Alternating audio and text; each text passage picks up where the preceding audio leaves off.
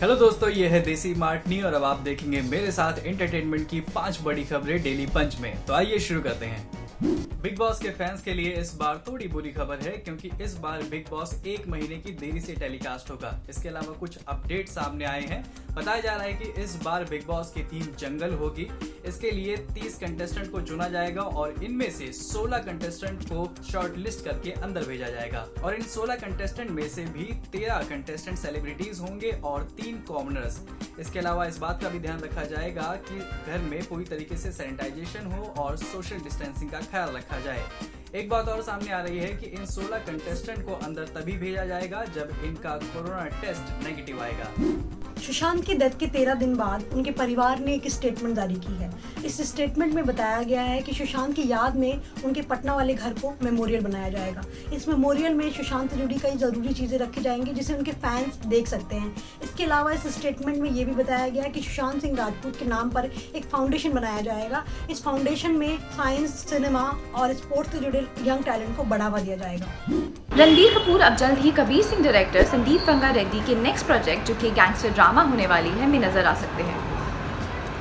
In a recent interview, producer Murad Khitani revealed that Sandeep was finished with his script even before the lockdown.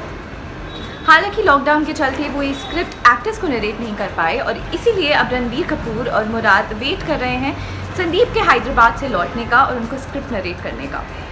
हालांकि film की release date, title और cast अभी तक कुछ भी decided नहीं है।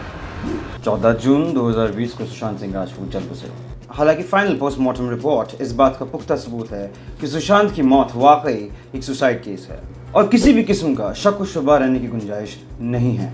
लेकिन तमाम जनता, सुशांत के फैंस और उनके परिवार वालों को मसला हल होते हुए नहीं दिखाई दे रहा। पिछले दिनों बीजेपी एमपी रूपा गांगुली ने एक ट्वीट के जरिए ये बात जग जाहिर की थी कि सुशांत सिंह राजपूत के इंस्टाग्राम अकाउंट को उनके मौत के बाद भी इस्तेमाल किया जा रहा है। सुशांत सिंह राजपूत के परिवार के करीबी एक शख्स ने संदीप सिंह की तरफ इशारा करते हुए ये कहा कि वो इस किस्से से उन लोगों का नाम हटाने की कोशिश कर रहे हैं जो किसी न किसी तरह से इस वाक़ये से जुड़े हुए हैं। निरोधपाल के मुताबिक वो ये सब इसीलिए कर रहे हैं ताकि उनका बॉलीवुड करियर बचा रहे। इसीलिए पुलिस से उन्होंने ये गुजारिश की कि संदीप सिंह के फोन का रिकॉर्ड्स चेक किया जाए। नवाजुद्दीन सिद्दीकी ने फाइनली अपने एस्ट्रेंज्ड वाइफ आलिया सिद्दीकी के लीगल नोटिस का जवाब दे दिया है। नवाज के लॉयर ने ये कहा है कि ये लीगल नोटिस एक्टर बहुत पहले भेज चुके हैं और वो अपने बच्चों के लिए जितना भी खर्चा बनता है उस सब की जिम्मेदारी उठा रहे हैं। उन्होंने ये तक कह दिया है कि आलिया जो भी एलिगेशंस लगा रही है